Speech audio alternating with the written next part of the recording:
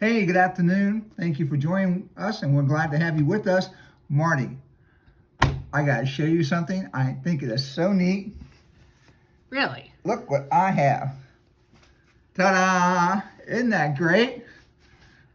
What? Super, huh? What? What is there a plant growing out of the back of your head? No. This is my hat for today. It is April 1st. You know what that means? Silly Hat Day? Well, close. It's April 1st, April Fool's Day. And everybody should be a fool today. Well, you're doing it great. I hope so. Because you know what? The Bible says we should be fools. That's right. Paul talks about that. He says we should be fools for Christ. In fact, I want to tell you about that, where it says that. It is in Paul's first letter to the Corinthians. Now, it is really said nicely in the Message translation, so I'm going to read it that way. It seems to me that God has put us who bear his message on stage in a theater in which no one wants to buy a ticket. We're something everyone stands around and stares at, like an accident in the street. We're the fools. We're the Messiah's misfits. You might be sure of yourselves, but we live in the midst of frailties and uncertainties. You might be well thought of by others, but we're mostly kicked around. Most of the time, we don't have enough to eat. We wear patched and threadbare clothes. We get doors slammed in our faces. We pick up odd jobs anywhere we can to eke out a living. When they call us names, we say, God bless you.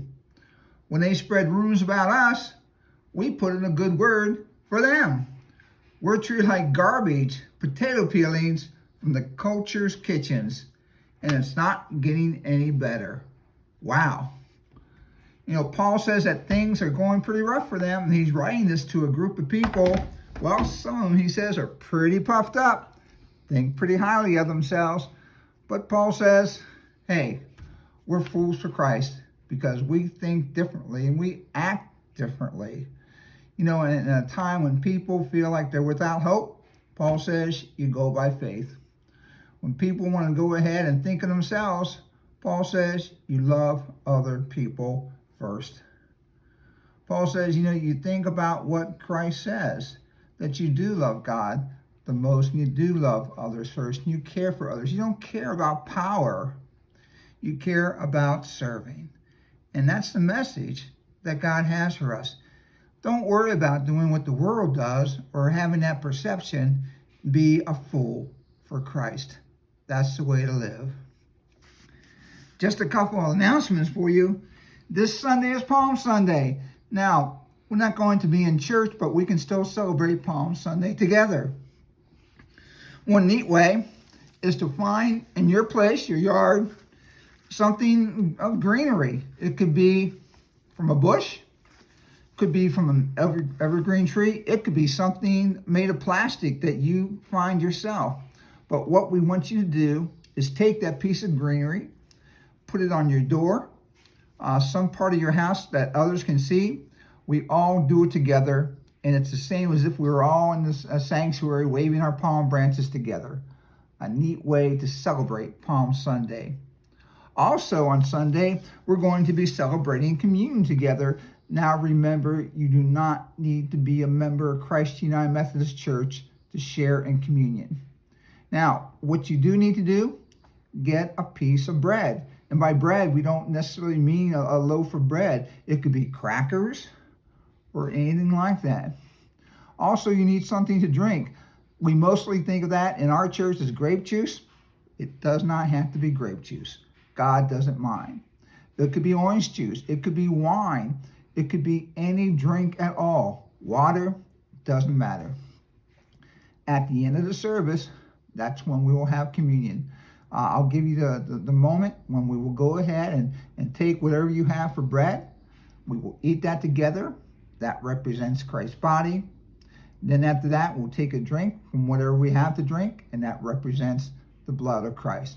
but we do it together. Just have something that you can use to share in it. And again, you do not need to be a member of Christ United Methodist Church. Now that service will start Sunday morning. We'll do a live feed on the church Facebook page starting at 10:15. At 10:15. We're also going to have a special Facebook page on April 10th, and that's going to be at 7 o'clock in the evening, because that is going to be a community Good Friday service, and it's going to be a combination service with other churches. And this is being held from the Wauseon Ministerial Association.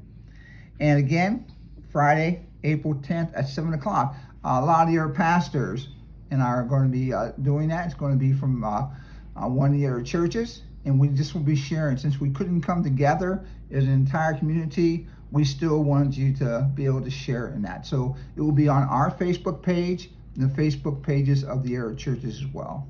So make sure you have that time open, April the 10th at 7 o'clock. All right. Right now we're going to say a prayer. God be with us as we are here together as your church, sharing in your word, living your word in this special time. And I thank you that we can always be together in so many different ways. Help us to remember others. Help us to be fools for you, because we don't live the way that the rest of the world does. We look to you first, and we put ourselves behind as we serve others. Amen.